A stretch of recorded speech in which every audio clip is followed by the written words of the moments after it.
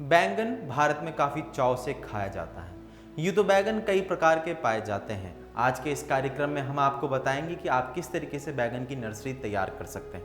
नमस्कार, मैं शुभम सिंह और आप सभी का स्वागत है किसान भारती टीवी में।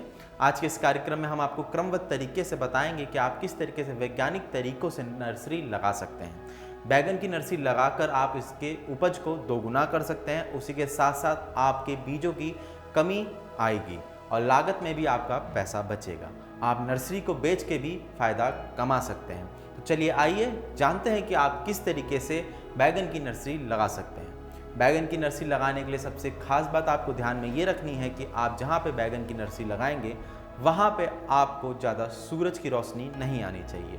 रोशनी कम होनी चाहिए और रोशनी डायरेक्ट नहीं आनी चाहिए। ऐसा भी नहीं है कि आप उनको कंप्लीट यानी कि एकदम ही अंधेरे इलाके में रखेंगे। रोशनी डायरेक्ट नहीं आनी चाहिए, यानी कि डायरेक्ट उनको रोशनी नहीं लगनी चाहिए, थोड़ी बहुत रोशनी सनलाइट लगनी चाहिए। इसी के साथ साथ ज़मीन ऐसी होनी चाहिए जहाँ पे पानी ना रुके और पानी लगातार निकलता रहे। पानी रुकने की वजह से जड़गलन जैसी समस्याएं पैदा हो सकती हैं। सबसे महत्वपूर्ण बात ये होती है कि किसान कौन सी ऐसी किस्में हैं जो लगा के फ़ायदा उठा सकते हैं। तो इस क्रम में हम आपको बताएंगे कि आप Pusa hybrid 20, Pusa hybrid 6, Pusa hybrid 9 ये किस्में लगा सकते हैं। इसी के साथ साथ अगर हम बात करें कि आप कौन सी ऐसी किस्में हैं जो लंबे बैगनों वाली हैं जिनको लगाकर आप फ़ायदा उठा सकते हैं, तो उनमें पूसा क्रांति है जो कि लंबी होती है, जिनके बैगन देखने में लंबे होते हैं, जिनको लगाकर आप अपनी आमदनी कर सकते हैं। सबसे पहली बात ये होती है कि बीज लगाने से पहले बीज का उपचार कैसे करें। बीज का उपचार करने के लिए 2 ग्राम प्रति केजी कैप्टन लेना है। इसे आप बीजों में अच्छे से मिला के छाँव में कुछ देर के लिए छोड़ दीजिए।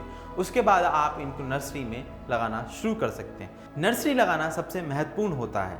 नर्सरी लगाने के लिए आपको नर्सरी की लंबाई 3 मीटर होनी चाहिए, नर्सरी की चौड़ाई 1 मीटर के करीब होनी चाहिए। वहीं से रो की दूरी कम से कम 1 सेंटीमीटर होनी चाहिए। अगर हम नर्सरी की हाइट यानी ऊंचाई की बात करें तो ये लगभग 15 सेंटीमीटर के करीब होनी चाहिए।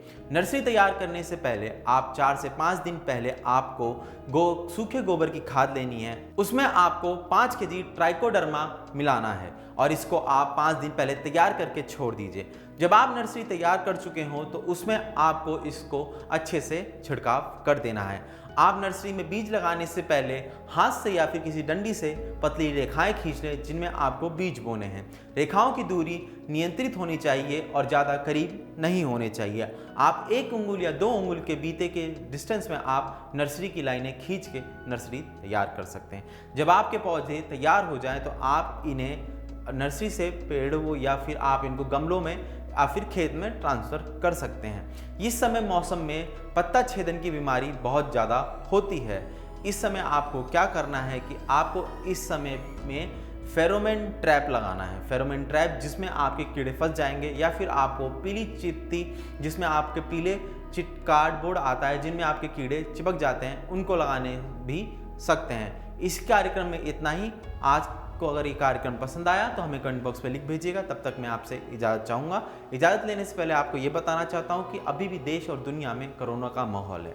ऐसे में देश से बाहर निकलते समय, कहीं भी बाहर जाते समय अपने चेहरे पे मास्क ज़रूर लगाएं। 2 गज की दूरी बना के रखें। अपना ख्याल रखें, अपनों का ख्याल रखें। धन्यवाद।